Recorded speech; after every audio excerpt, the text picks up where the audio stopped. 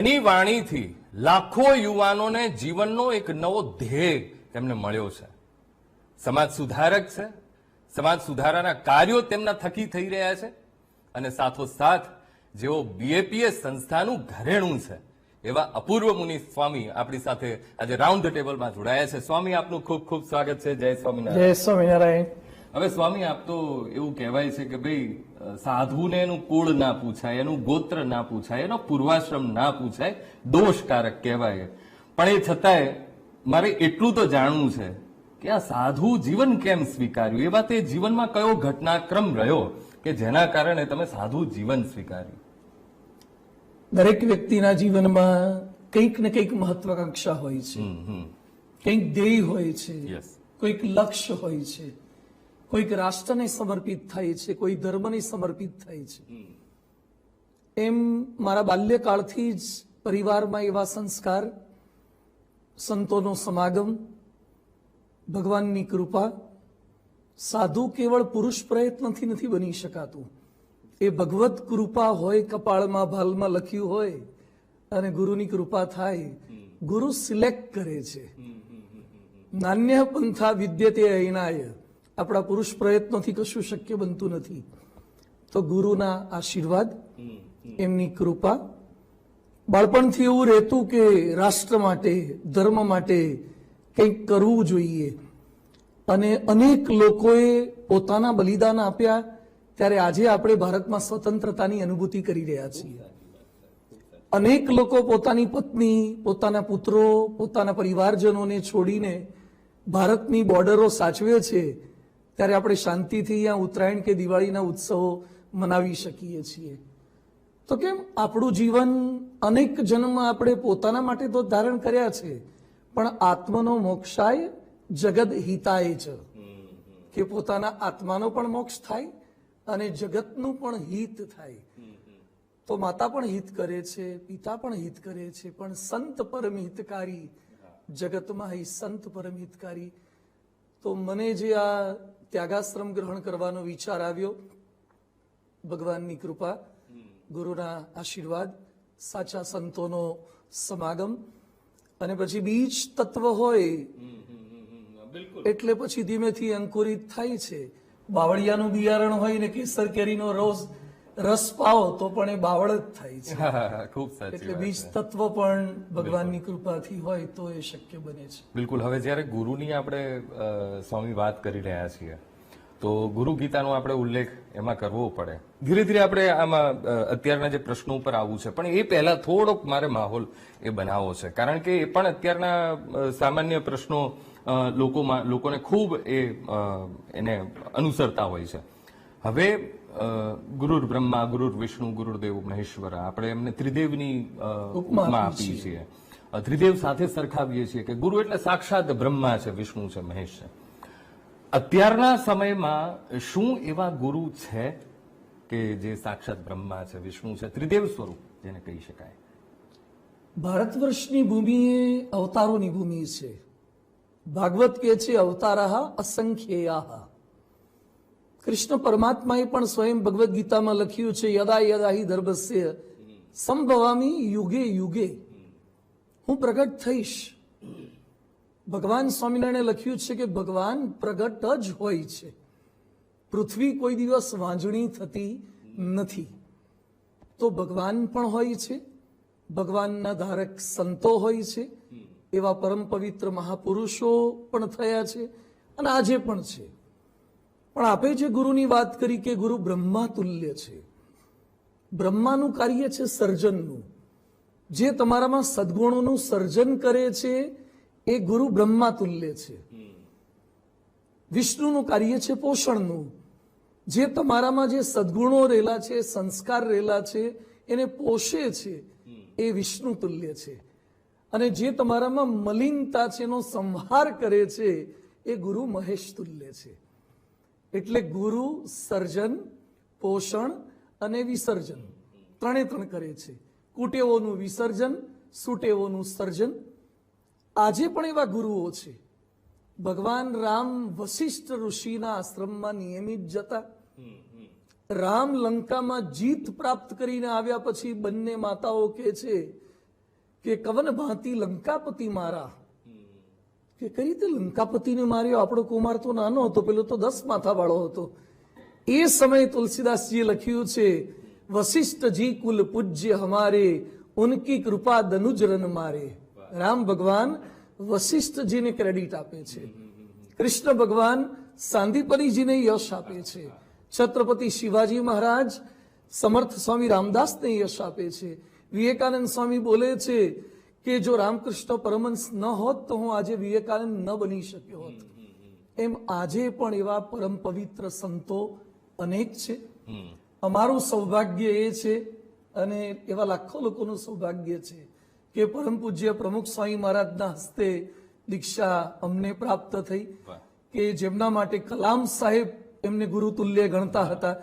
અને કલામ સાહેબે પરાત્પર પુસ્તક લખ્યું કે my ultimate teacher, my guru who has removed my I and me. Kalam સાહેબે પરમ પૂજ્ય મહંત સ્વામી મહારાજ એવા વર્તમાન ગુરુ છે કે જેના જીવનમાંથી લાખો સંતો ભક્તો પ્રેરણા પ્રાપ્ત કરે છે. તો મારે તો એટલું જ આપના માધ્યમથી કહેવું છે કે એકલવ્ય જો ગુરુની મૂર્તિમાંથી પણ બાણ વિદ્યા શીખી શકતા હોય તો એ ગુરુનું દૈવત છે. અને એકલવ્યની એકાગ્રતા છે, ગુરુ નિષ્ઠા છે. અત્યારે પણ વર્તમાન ગુરુ છે સાચા એવા, પણ સત્યની થોડી પરખ કરી લેવી જોઈએ. જેમ માલ લેવા જઈએ છીએ, પેન પેન્સિલ લેવા જઈએ છીએ, તો પણ આપણે ચેક કરીએ છીએ કે ઓરિજિનલ છે કે ડુપ્લિકેટ છે. એક હવે સ્વામી ટૂંકમાં એ પદ્ધતિ, એ ટ્રીક થોડીક આપી દો તમારા તરફ. ઉપનિષદોમાં લખ્યું છે, અચ્છા. શ્રોત્રિયમ બ્રહ્મ નિષ્ઠમ સ ગુરુમેવા વિગચ્છેદ સમિત પાણી. ગુરુ પાસે જવું જોઈએ. કયા ગુરુ? જે શ્રોત્રિય છે, શાસ્ત્ર માત્રનો સાર એમને ખબર છે. શ્લોકો ખબર છે એવું નહીં, ચોપાઈઓ તો મોઢે કરી શકાય, બિલકુલ શ્લોકો મોઢે કરી શકાય, પણ શાસ્ત્રને જીવે છે. હી લીવ્સ ભગવદ્ ગીતા. જેમ પૂજ્યપાદ ડોંગરેજી મહારાજ જ્યારે યોગીજી મહારાજને મળતા, પ્રમુખ સ્વામીજીના ગુરુ, તો એકવાર યોગીજી મહારાજને પણ બહુ અનહદ આદર હતો ડોંગરેજી મહારાજ પ્રત્યે. ડોંગરેજી મહારાજને એમના માટે આદર હતો, બંને એકબીજાને દંડવત કરે. તો એકવાર યોગીજી મહારાજે વાત કરી કે સ્વામીજી આપ આખા ભારતને ભાગવત સંભળાવો છો, તો મારી પણ આપના મુખેથી ભાગવત સાંભળવાની ઈચ્છા છે. તો ડોંગરેજી મહારાજ કે ભાગવત શું સંભળાવું? આપ સ્વયં ભાગવત છો, આપ ભાગવતનું મૂર્તિમાન સ્વરૂપ છો. તો ગુરુ એ હોય જે શાસ્ત્ર જીવતા હોય, બ્રહ્મ હોય. શાસ્ત્રોમાં બ્રહ્મ ને પરબ્રહ્મ બે વાત આવે છે. બ્રહ્મ એ અક્ષર બ્રહ્મ છે. તો ગુરુ સ્થિત પ્રજ્ઞ હોય, જે દુઃખો, પ્રશ્નો, માન, અપમાન, અગવડ, સગવડ, ઈર્ષા, રાગ, દ્વેષ એ બધાથી જે રહિત હોય, જે બ્રહ્મ છે, જે નિષ્ઠ છે. જે ગુરુના લાખો શિષ્યો હોય પણ એ પાછા અક્ષરમહમ પુરુષોત્તમ દાસોસ્મી, એ પોતે ભગવાનના દાસ થઈને રહેતા હોય. હમણાં મહંત સ્વામી મહારાજ બીએપીએસ સંસ્થાના વડા છે. મહંત સ્વામી મહારાજ એકવાર બોલ્યા કે મને મનાતું જ નથી કે હું કોઈનો ગુરુ છું. પ્રમુખ સ્વામી મહારાજને એમનામાં એ ખાસિયત છે, દાસ ભાવ હજુ પણ બહુ જ દાસ એકદમ અકબંધ. કોઈ પણ સાચા સંતમાં, કોઈ પણ સાચા ગુરુમાં, રામકૃષ્ણ પરમહંસમાં જોઈ લો આપ, વશિષ્ઠ ઋષિમાં જોઈ લો, આવા અનેક સંતો થયા છે. એટલે હું ટળે હરી ઢૂકળા, તમારો હું ટળી જાય તો હરી ઢૂકળા. એટલે ભગવત સાક્ષાત્કારને પામેલા. અને ભગવાન સ્વામિનારાયણના શબ્દોમાં કહીએ તો જે નિષ્કામી, નિર્લોભી, નિર્માની, નિસ્વાદી ને નિસ્નેહી છે. જેમ સાબુ પોતે મેલો હોય તો કપડું ક્યાંથી સાફ કરે? ખૂબ સરસ, ખૂબ સરસ. જો ચોક જ ગંદો હશે તો બ્લેકબોર્ડમાં સારું ક્યાંથી લખાશે? એમ ગુરુ તો પોતે પરમ પવિત્ર જોઈએ. અને તુલસીદાસે લખ્યું છે, નારી નયન શર જાહી ન લાગા, ઘોર ક્રોધ તમ નિશી જો જાગા, લોભ પાશ જેહી ઘર ન બંધાયા, સો નર આપ સમાન રઘુરાયા.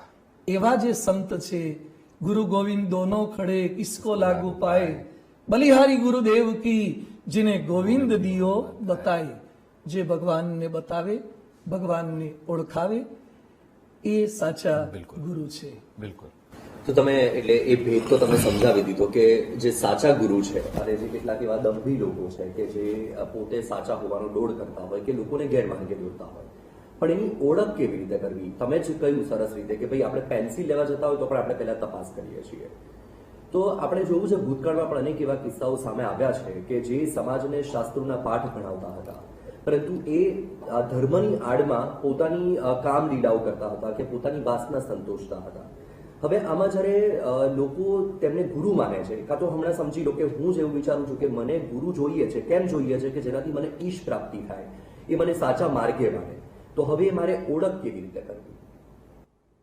અમારા સંપ્રદાયમાં બહુ જ સાદા શબ્દોમાં કહેતા યોગીજી મહારાજ કે ગુરુ કરતા પહેલા ગુરુનું વર્તન જોવું, ગુરુનું વર્તન જોવું અને ગુરુના શિષ્યનું વર્તન જોવું. 3 પેઢી જોઈ લેવાની. 3 પેઢી જો સાચી હોય તો તમને બિલકુલ વાંધો નહીં આવે. ગુરુ કેવા છે, એના ગુરુ કેવા હતા અને એના શિષ્યો કેવા છે. જો ગૃહસ્થાશ્રમમાં તમને સારા જમાઈ શોધતા આવડે, સારી વહુ શોધતા આવડે, દીકરી શોધતા આવડે, તો સારું રૂપ જોઈને તમે સિલેક્ટ નથી કરતા કે એમએસસી કે બીટેક જોઈને સિલેક્ટ નથી કરતા. એના મા બાપ કોણ છે, એનું કુળ કયું છે, ગોત્ર કયું છે, એની બેનનું છૂટું થયેલું છે કે નહીં, એના ભાઈની વાઈફ ને છૂટું નથી થયું ને, બધું આ કેટલા પેરામીટર્સ ચેક કરીએ છીએ. એક ફોન લેતા પહેલા ખાલી એનું લુક નથી જોતા, એમાં બેટરી બેકઅપ કેટલું છે, મેમરી પાવર કેટલો છે, આ બધા પેરામીટર્સ જોઈએ છે. એક ગાડીમાં ખાલી કલર નથી જોતા, એની સ્પીડ જોઈએ છીએ, એવરેજ જોઈએ છીએ, ફ્યુઅલ જોઈએ છીએ, આ બધું ચેક કરીએ છીએ. તો ગુરુમાં ખાલી વક્તવ્ય ન ચેક કરો, કર્તવ્ય પણ ચેક કરો. ગુરુમાં સાધુતા જુઓ, ગુરુમાં ખાલી સમાજ સેવા ન જુઓ, ઈષ્ટ સેવા કેવી છે, ભગવાન સાથે જોડાણ કેવું છે. અને બીજું એક લક્ષણ છે કે જેના સાનિધ્ય માત્રમાં જવાથી તમને મનમાં આનંદ ના થાય, મગજમાં આનંદ ના થાય, પણ હૃદયમાં સંતોષની અનુભૂતિ થાય. તમારા વ્યસન, વહેમ અને વિષય એ 3 જ્યાં જવાથી દૂર થઈ જાય તો સમજવાનું કે ગુરુના સાનિધ્યમાં, સાચા ગુરુના સાનિધ્યમાં છું. જે તમને શુદ્ધ કરે, જે તમને પવિત્ર કરે. સાદી ભાષામાં એક સમજાવું કે બાળક ગંદો હોય તો બાપ એનો સગ્ગો બાપ હશે, પણ બાળકે બગાડ્યું હશે તો બાપને તેડવાનું મન નહીં થાય, પણ માતા એને સાફ કરી આપશે અને પછી પાવડર બાવડર છાંટીને આંજણ બાંજણ કરીને તૈયાર કરશે ને તો એના એ જ બાપ એને રમાડશે. વાહ બેટા, મારો બેટો, મારો ચિંટુ, મારો મંટુ. તો પહેલા તમારો જ હતો પણ બગડેલો હતો. માતાનો રોલ છે સાફ કરીને બાપના ખોળામાં આપવાનો. એમ ગુરુનો રોલ છે શિષ્યને શુદ્ધ કરીને ભગવાનના ચરણોમાં મૂકવાનો. આવા ગુરુ જે હોય, જે પોતે હાઈલાઇટ ન થતા હોય પણ ભગવાન સુધીનો લાઇટનો પાથ દર્શાવી આપતા હોય, પથદર્શક હોય, તો એ સાચા ગુરુ છે. તો થોડુંક જાણપણું આ રાખવું જોઈએ. ગુરુ પોતે વ્યસની હોય, દુરાચારી હોય કે પછી ખાલી લૌકિક જ્ઞાન હોય. આજે હું આપની સમક્ષ બેઠો છું, બહુ સારી સારી વાતો કરું, પણ બાજુમાં સિગરેટનું એક બોક્સ પડ્યું હોય તો વાતોની અસર થશે. અથવા મોઢામાં ફાંકી ભરીને આવ્યો હોઉં અને હું અધ્યાત્મની વાતો કરતો હોઉં તો અસર નહીં થાય. હું જ ફેશિયલ કરીને, મેકઅપ કરીને અહીંયા બેઠો હોઉં તમારી સામે, તો મારા શબ્દોમાં સાદગીની વાતો કરીશ તો કેટલી અસર થશે. And ounce of practice is more than tons of talks. તો વર્તન વાતો કરે એ સાચા ગુરુ છે. તો ખોટા વસ્તુ જેમ ખબર પડી જાય છે એમ ગુરુ જોવા, ગુરુના ગુરુ જોવા અને ગુરુના શિષ્યો જોવા, તો તમને ચોક્કસ ખ્યાલ આવી જશે કે સત્ય શું છે ને અસત્ય શું છે. અને એક બીજો એ સવાલ છે મને કે તમે ત્યાગાશ્રમની વાત કરી, તો ત્યાગાશ્રમમાં રહીને ભક્તિ અને ગૃહસ્થ આશ્રમમાં રહીને ભક્તિ, એ બેમાં અંતર શું? બોમ્બે જવું હોય અમદાવાદથી તો ટ્રેન દ્વારા જવાય, પ્લેન દ્વારા જવાય, સાયકલ દ્વારા જવાય, બાઇક દ્વારા જવાય. There are multiple paths for the single destination. એમ ભગવાન સુધી પહોંચવાના બે રસ્તા છે, એક ત્યાગાશ્રમ અને બીજો ગૃહસ્થાશ્રમ. હવે શાસ્ત્રમાં લખ્યું છે કે જેને વૈરાગ્ય ઉદય થાય, ભગવાન પ્રત્યેની અસીમ શ્રદ્ધા જાગૃત થાય, ભગવાન પ્રત્યેનો ઉત્કટ પ્રેમ જાગૃત થાય, તો એને ત્યાગાશ્રમના માર્ગે ચાલવું અને ભગવાન સુધી પહોંચવું. જેને એમ લાગે કે ના, મારી અંદર હજી વાસના ને બધું પ્રબળ છે, હું બ્રહ્મચર્યનું પાલન ન કરી શકું, પરિવારજનોને છોડી ન શકું, તો એને ગૃહસ્થાશ્રમમાં રહીને ભગવાન ભજવા. ત્યાગી અને ગૃહી એકબીજાના ઓપોઝિટ નથી, એકબીજાના પૂરક છે. ગૃહસ્થ કમાય છે અને એ પોતે ત્યાગીનું ભરણ પોષણ કરે છે, ત્યાગીને સાચવે છે. ત્યાગી પોતે કમાતા નથી, પણ ગૃહસ્થના દીકરા દીકરીઓને સંસ્કાર આપીને ગૃહસ્થની ચિંતા કરે છે, સંભાળ રાખે છે. તો ત્યાગી અને ગૃહસ્થ એકબીજાને હેલ્પફુલ થાય છે. અને આપણી સંસ્કૃતિ એ રાજા રામ જેવા ગૃહસ્થોથી શોભતી હતી અને ઋષિ મુનિઓ જેવા ત્યાગીઓથી શોભતી હતી. રાજદંડ અને ધર્મદંડ બંને હોવા જોઈએ. એટલે અમારા સંપ્રદાયમાં તો ભગવાન સ્વામિનારાયણે લખ્યું છે કે ત્યાગી ગૃહીનો કોઈ મેળ નથી. અમે તમામ સંતો ગૃહસ્થોને પણ પગે લાગી શકીએ છીએ, ગૃહસ્થો સંતોને પગે લાગે છે. અમારા કરતા પણ વધારે સમજણવાળા, સંયમવાળા કે સમર્પણવાળા ગૃહસ્થો હોય છે. અમે એનો ગુણગ્રહણ કરીએ છીએ. પરમ પૂજ્ય પ્રમુખ સ્વામી મહારાજ આવા ત્યાગી હતા. મહંત સ્વામી મહારાજ ત્યાગી છે, નાના નાના બાળકોને પગે લાગે છે. રોજ પૂજા પછી હજારો ભક્તોને હાથ જોડી જોડીને વંદન કરે છે. સાચો ત્યાગી ગૃહસ્થનો ક્યારે તિરસ્કાર કરે જ નહીં, ગૃહસ્થને ક્યારે ન્યૂન ગણે જ નહીં, અને સાચો ગૃહસ્થ હંમેશા ત્યાગીને આદર આપે જ. વિરામ બાદ સ્વાગત છે દર્શક મિત્રો. અપૂર્વ મુનિ સ્વામી આપણી સાથે જોડાયેલા છે. આવી જ જીવન ઉપયોગી કેટલીક વાતો ફરીથી શરૂ કરીએ. મને છે ને આમાં એક નાનો એક સવાલ એ છે કે આ બધા ઘણા બધા લોકોના મનમાં એક સવાલ રહે છે, એટલે ખાલી એક આ માધ્યમથી એ ક્લિયર પણ થઈ જાય કે સ્વામિનારાયણના સંતો મહિલાઓનું મુખ કેમ નથી જોતા? સ્વામિનારાયણના સંતોની આપણા શાસ્ત્રોમાં બ્રહ્મચારીની વ્યાખ્યા જે કરી છે, અષ્ટાંગ બ્રહ્મચારી તમે શબ્દ સાંભળ્યો હોય તો 8 પ્રકારનું બ્રહ્મચર્ય: શ્રવણમ, કીર્તનમ, કેલી, પ્રેક્ષણમ, ગુહ્ય ભાષણમ, કે 8 પ્રકારે સ્ત્રીનો ત્યાગ રાખે એને અષ્ટાંગ બ્રહ્મચારી કહેવાય. તો સ્ત્રીની વાત ન સંભળાય, પ્રેક્ષણમ જોવાય નહીં, શ્રવણમ નહીં, કીર્તનમ એની સાથે કીર્તન એનું સાંભળવાનું નહીં, કેલી વિનોદ કરવાનો નહીં. આવા પ્રકાર આપણા ત્યાં લખેલા છે. અને એવા અષ્ટાંગ બ્રહ્મચારી પણ હતા, ઋષિ મુનિઓ પૂર્વે પણ હતા. અને જેણે જેણે આ નિયમમાં થોડી ઘણી છૂટ લીધી છે, પોતાના મનને વિચારે કરીને. આપે જ મને શરૂઆતમાં પ્રશ્ન પૂછ્યો કે કેટલાક ત્યાગી હોય છે અને પછી અંદર ખાને પોષણ કરતા હોય છે. કેમ કેમ કેમ પોષણ થયું? સાવધાની હટી, દુર્ઘટના ઘટી. લક્ષ્મણ રેખા ત્યાગી ક્રોસ કરે કે ગૃહસ્થ ક્રોસ કરે, દુઃખ તો કોઈ પણ ને આવવાનું ને આવવાનું છે. એટલે પૂર્વે વિશ્વામિત્ર પણ મેનકામાં ભરાઈ ગયા હતા. એ તો આપણા માટે સન્માનનીય ઋષિ છે, આપણે એમની ભૂલ બતાવવાનો કોઈ અધિકાર નથી, પણ છતાં પણ ઇતિહાસ બતાવે છે. હું તમને બીજું પૂછું કે ત્યાગીની વાત હાલ છોડો, ગૃહસ્થો માટે નિયમ હોય કે નહીં? મોટા મોટા પરણેલા હીરો હિરોઈનને પરણેલા પણ બીજે કેમ જાય છે? કેમ છૂટાછેડા થાય છે? મોટા ઉદ્યોગપતિ ન થયા, સોફ્ટવેર વાળા ન થયા, તો ગૃહસ્થોએ પણ એક નારી સદા બ્રહ્મચારી, પોતાની પત્ની સિવાય બીજી બધી માતા બહેન ને દીકરીઓ જ છે. હવે હું આવું છું, તમારા જવાબ પર જ આવું છું કે આપે જે વાત કરી છે, સ્વામિનારાયણ સંપ્રદાયમાં ભગવાન સ્વામિનારાયણે એ સમયે પણ એવા ઉત્તમ કોટીના સ્ત્રી ભક્તો હતા કે જેને સંતો પણ વંદન કરે. જીવબા, લાડુબા, રાજબાઈ જેવા એવા ઉત્તમ ભક્તો હતા. આજે પણ એવા ઉત્તમ કોટીના ભક્તો છે. હું તમને જ પૂછું કે અમે BAPSમાં 1200 સંતો છીએ. જે માતાને ખબર છે કે મારો દીકરો મારું મુખ નથી જોવાનો, જે બેનને ખબર છે કે મારો ભાઈ મારા હાથે હવે રક્ષાબંધન નથી કરાવવાનો, એ માતાને બેન જો એમને તિરસ્કાર જેવું લાગતું હોય તો એકના એક દીકરાને અર્પણ કરે ખરા? એ અર્પણ કરે છે, કોઈ ભાગીને નથી આવતા, રાજી ખુશીથી આવે છે. સેકન્ડ થિંગ, અમારામાં આ મર્યાદા છે. જેમ કોઈ ડાયાબિટીસ વાળો ખાંડ ના ખાય તો એ ખાંડનો વિરોધી છે, કે બીજા ખાતા હોય તો મને વાંધો નથી પણ મને ડાયાબિટીસ છે એટલે મારે ચરી છે. કોઈને કોલેસ્ટ્રોલ આવી ગયો તો મારે ભજીયા ના ખવાય, મારે તળેલું ના ખવાય, કારણ કે મારે બ્લોકેજ થાય છે.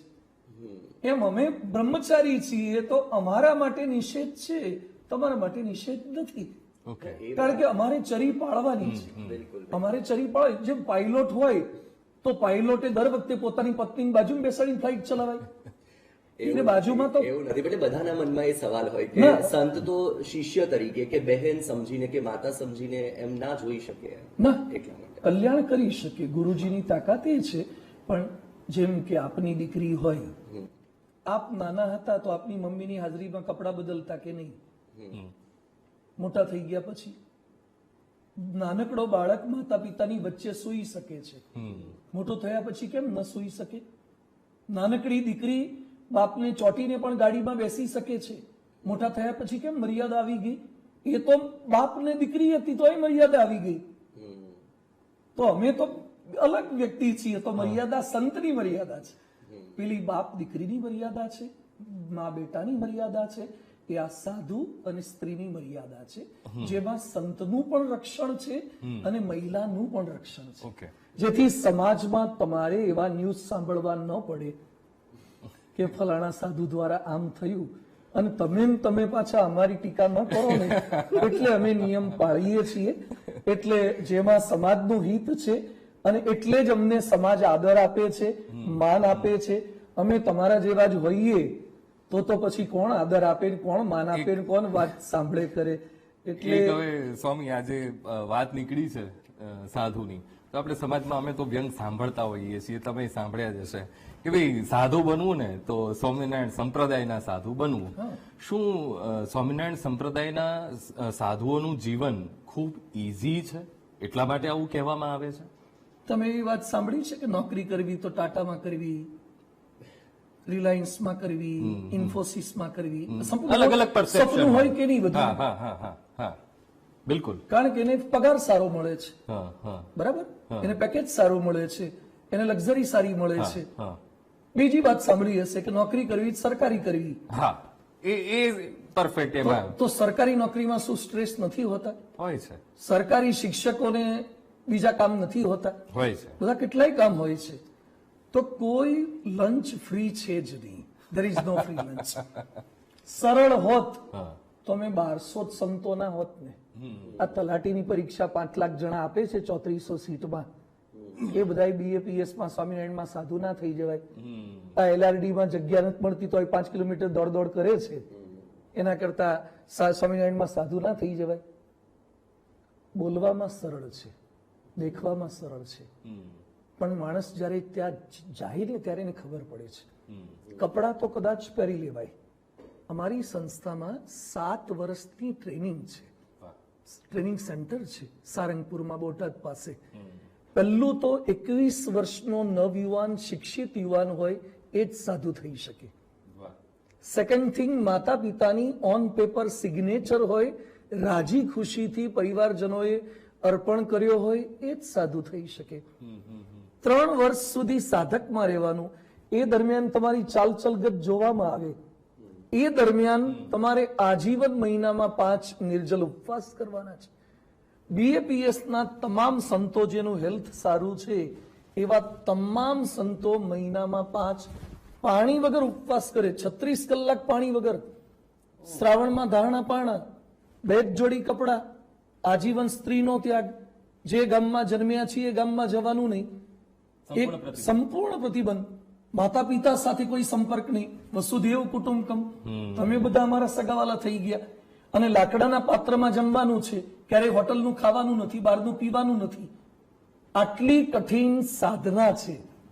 પણ આ તો સ્વામિનારાયણના સંતોને કદાચ મંદિરમાં જોયા હોય, કદાચ કોઈ ગાડીમાં બેઠેલા જોયા હોય, એટલે એને એમ લાગે કે જેમ તો નરેન્દ્રભાઈ મોદીનો કાફલો નીકળે તો કોઈ નથી લાગતું કે વડાપ્રધાન થવું હારું મજા આવે એવું છે.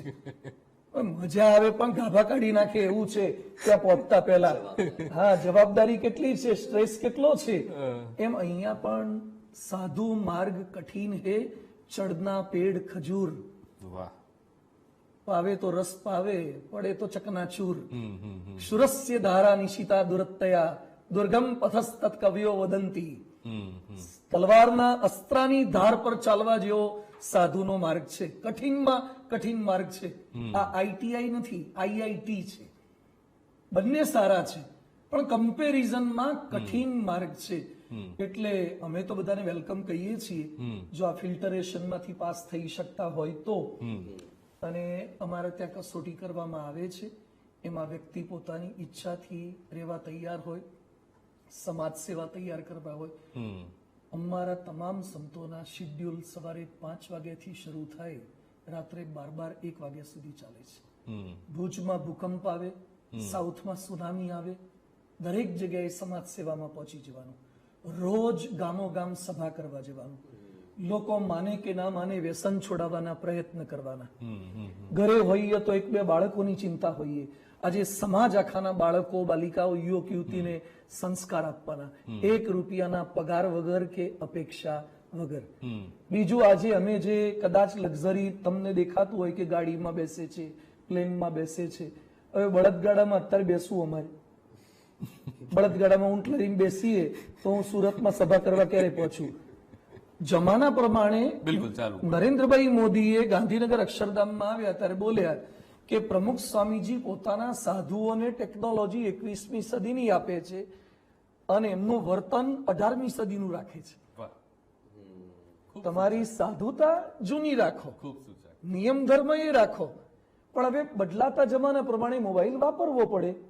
100%. જરૂરિયાત પ્રમાણે તમે તમારા દીકરા દીકરીમાં પણ તમારા બાપુજી જે વાપરતા તેના કરતા તમે સારા ગેજેટ્સ વાપરતા હશો. તો સ્વામીજીએ સાધનો વાપરવાની છૂટ આપી છે પણ સાધના ઓછી કરવાની છૂટ નથી આપી. અકબંધ સાધના સહિત સાધનો વાપરે અને સાધના માટે જ સાધનો વાપરે એ સાધુ છે. સ્વામી આધ્યાત્મની વાત આપણે થોડી કરી લઈએ હવે. જેવી રીતે આપણે શરીરની અલગ અલગ ભૂખ છે, મગજને શાંત કરવા માટે ઊંઘ જરૂરી છે, શરીર ચલાવવા માટે ભોજન જરૂરી છે, તો આધ્યાત્મિક ડાયટ કેટલું જોઈએ મિનિમમ?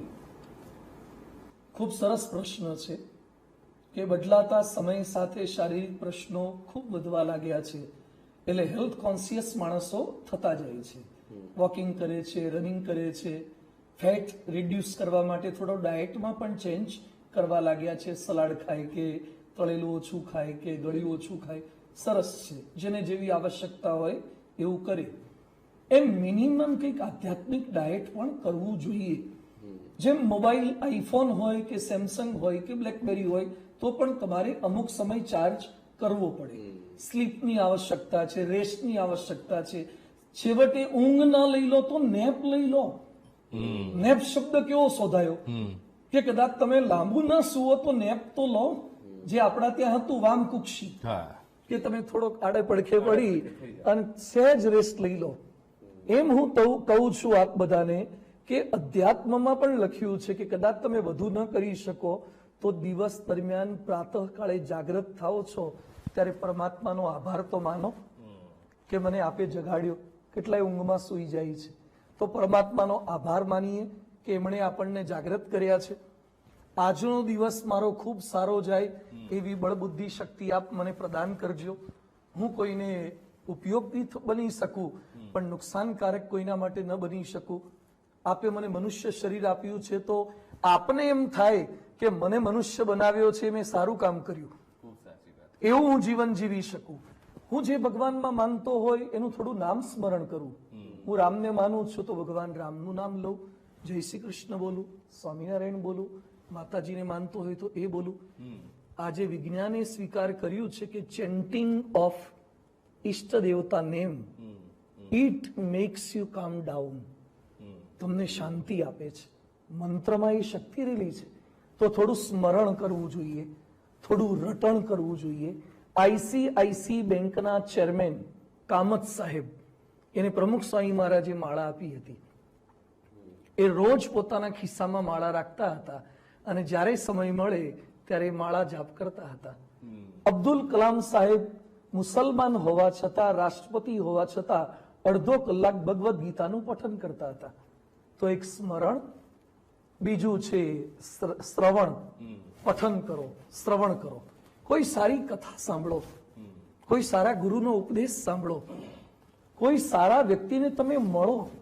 આજે તમને ડાયરિયા થઈ ગયા હોય ને તમે ડોક્ટર પાસે જાઓ તો ડોક્ટર તમને પૂછશે કે ગઈકાલે ખાવામાં કઈ આવ્યું હતું. હવે કોકના રિસેપ્શનમાં અંગુર રબડી દાબી હોય કે આગુ પાછું ખવાઈ ગયું હોય, ફૂડ પોઈઝનિંગ, તો વોમિટિંગ થાય જ. એમ આપણું સોસાયટીનું ઇનપુટ શું છે? રીલ્સ, વેબ સિરીઝો, સતત જોવાની હિંસા, બળાત્કાર, દુરાચાર. પછી કે છે ટેન્શન થાય છે, સ્ટ્રેસ થાય છે, મન કંટ્રોલમાં નથી રહેતું, ફોકસ નથી થતું, બીજે બધે બાલા મારે છે. ઇનપુટ સારું નાખો તો રોજ સ્પિરિચ્યુઆલિટીને ઇનપુટ કરો તો આઉટપુટ સારું મળશે. તો ઇનપુટમાં ભગવાનનું સ્મરણ, સ્તવન, પ્રાર્થના, પૂજા, પછી જે ધર્મમાં આપ માનતા હો થોડું ઘણું પણ 10-15 મિનિટ પણ કંઈક કરશો ને તો ચોક્કસ લાભ થશે. જેમ આપણે કહે છે ને, દૂધપાકમાં કેસર થોડું જ હોય પણ એનો કલર અને ગુણવત્તા બંને બદલી નાખે છે. એમ અધ્યાત્મ થોડું ભળશે ને, લોકો શું માને છે કે ધર્મ એ રેઝિસ્ટન્સ છે. It's not resistance, it's a catalyst. એ ઉદ્દીપક છે. એ તમને સારા નોકરિયાત બનાવશે, સારા પતિ બનાવશે, સારી પત્ની બનવાની પ્રેરણા આપશે, સારા સંતાન બનાવશે, સારા નેતા, સારા શિક્ષક. ધર્મ એ ઇલેક્ટ્રિસિટી છે અને આપણો પ્રોફેશન એ તો કોઈ બલ્બ છે, કોઈ હેલોજન છે, કોઈ રેફ્રિજરેટર છે. ઇલેક્ટ્રિસિટી છે, એનો તમે યુટિલાઇઝ કરો બરાબર. અને એમાંથી તમે બેટરી બેકઅપ કરો તો તમારે લાંબો ટાઈમ સુધી ચાલે.